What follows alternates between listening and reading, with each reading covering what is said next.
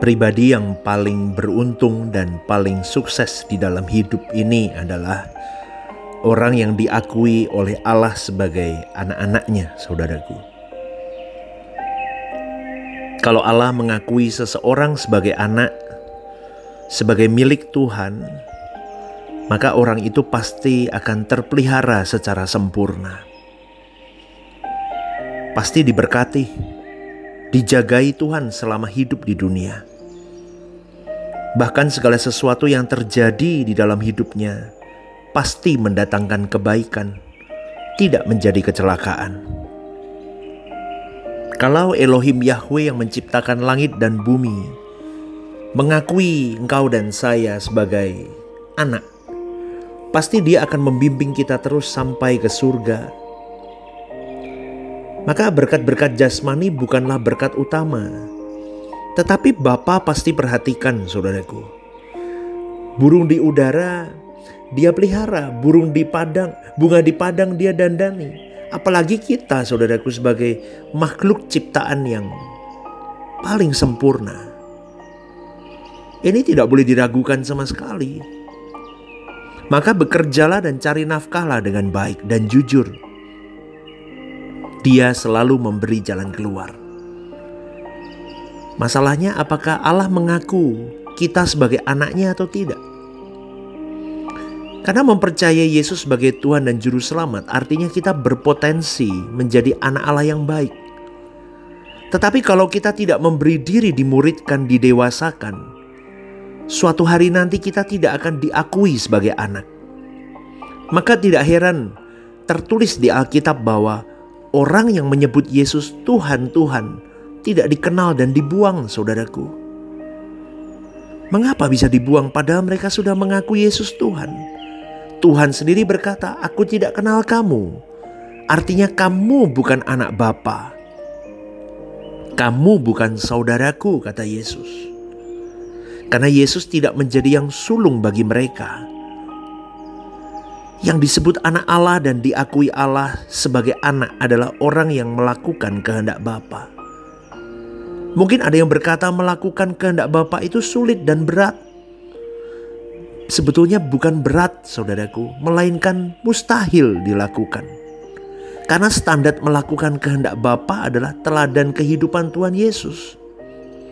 Memang mustahil, tetapi yang mustahil bagi manusia tidak mustahil bagi Allah. Itu terdapat di dalam Matius 19 ayat 26. Kalau kita belum melakukan kehendak Bapa, mungkin Bapa masih toleransi. Seperti anak berumur 1 hari belum bisa berbuat apa-apa untuk orang tuanya. Bahkan hanya merepotkan. Tapi orang tuanya menerimanya sebagai anak. Sempurna sebagai anak. Umur 3 tahun masih main-main, menuntut orang tua ini dan itu, tetap dia sempurna sebagai anak. Umur 5-6 tahun mulai masih nakal, belum bisa membantu orang tua, maunya jalan-jalan, main, minta dibelikan mainan. Terus begitu. Tapi masih wajar sebagai anak. Tapi kan tidak boleh terus-menerus begitu sampai dia tua, saudaraku. Anak harus belajar. Ketika memasuki remaja, bersekolah, kuliah, berkarir, bekerja, dia akan mulai mengikuti petunjuk dan nasihat orang tuanya supaya hari hidupnya ke depan baik. Maka harta orang tua akan diberikan kepadanya kalau orang tua itu melihat anaknya sudah cukup matang untuk mengelolanya. Betul gak, saudaraku? Kalau masih kecil, anak itu diberikan permen, coklat. Tapi kalau anak ini sudah mulai dewasa, maka semua warisan orang tua diberikan. Coba bayangkan kalau anak ini tidak nurut. Hidup sembarangan, mencuri, main narkoba, main ini dan itu. Memukul orang tua, kurang ajar. Orang tua mungkin bisa membuat surat pernyataan secara hukum untuk memutuskan hubungan orang tua dan anak. Itu bisa terjadi. Dan anak itu tidak akan mendapatkan apapun. Orang tua akan rela memberikan hartanya kepada orang lain daripada kepada anaknya yang memberontak, saudaraku. Bapa di surga bisa menolak kita sebagai anak juga, saudaraku. Karena ketika kita diberi kesempatan untuk bertumbuh supaya serupa dengan putra tunggalnya Yesus, supaya sempurna seperti Bapa, tetapi kita tidak mau melakukannya. Proses pemuritan, pendewasaan bertujuan agar kita berkodrat ilahi. Sebab anak-anak Allah harus berkodrat ilahi. Berkodrat Allah itu sendiri. Sifatnya, karakternya seperti Bapa. Kalau kita berkata Engkau Maha Pengasih, Engkau Maha Penyayang, Engkau penuh belas kasihan, maka kita pun juga harus penyayang, pemaaf, penuh belas kasihan. Bagaimana dengan kita hari ini?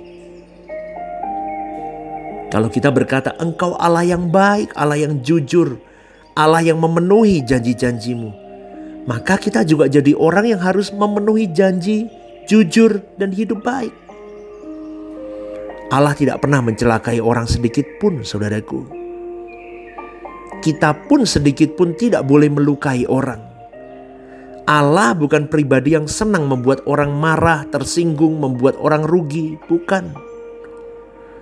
Allah bukan Allah yang suka membuat orang terhina, terluka. Bukan, saudaraku. Allah tidak punya sifat-sifat itu. Maka kita harus punya sifat seperti Allah. Jangan buat orang lain terluka dengan hidup kita. Jangan membuat orang tersinggung, terhina, direndahkan. Jangan. Kita berjuang untuk tidak melakukan hal itu. Harus ada perjuangan, saudaraku.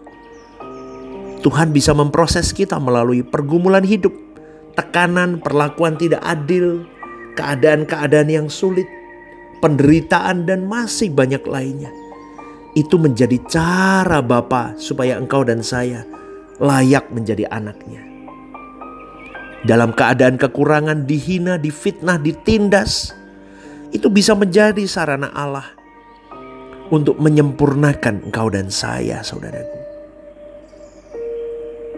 Begitu seseorang berkata, aku percaya engkau sebagai Tuhan dan Juru Selamatku, Yesus, maka dia ditangkap oleh Allah. Allah mau berkata begini, kamu jadi anakku. Aku akan mendidikmu. Memang awalnya belum bisa berbuat apa-apa seperti bayi baru lahir. Masih berkeadaan anak gampang, notos, saudaraku. Ketika 1 tahun, 2 tahun, 3 tahun masih jatuh bangun terus. Kemudian 30 tahun, 40 tahun mengenal Tuhan, 50 tahun. Maka seharusnya seseorang sudah memiliki gambar dan rupa Allah di dalam hari-hari hidupnya. Tapi fakta di lapangan, sudah ikut Tuhan 30 tahun, 40 tahun, 50 tahun, masih gampang tersinggung. Masih pakai perasaan marah dan ini dan itu, harga dirinya ketika diinjak, wah, tersenggol sedikit, wah. Asumsi diceritain orang ini dan itu padahal belum tentu kebenarannya benar. Wah, ikut marah, ikut terbakar.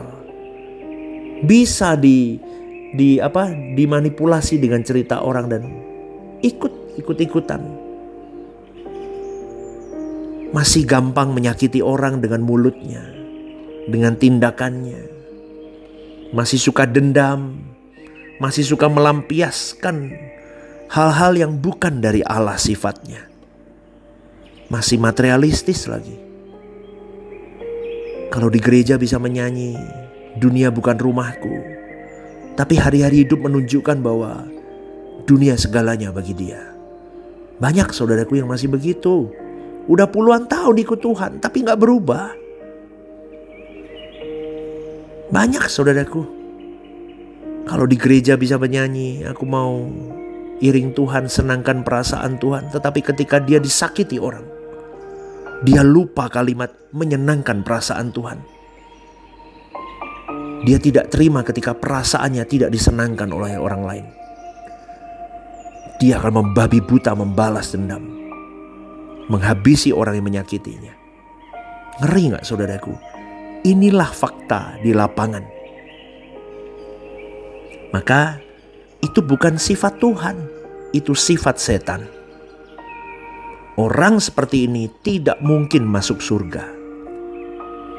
Yang diakui sebagai anak-anak Allah adalah orang yang bersifat dan berkarakter seperti Allah. Maka pagi hari ini saudaraku, bercerminlah kepada Yesus, bukan kepada manusia, siapapun manusia itu.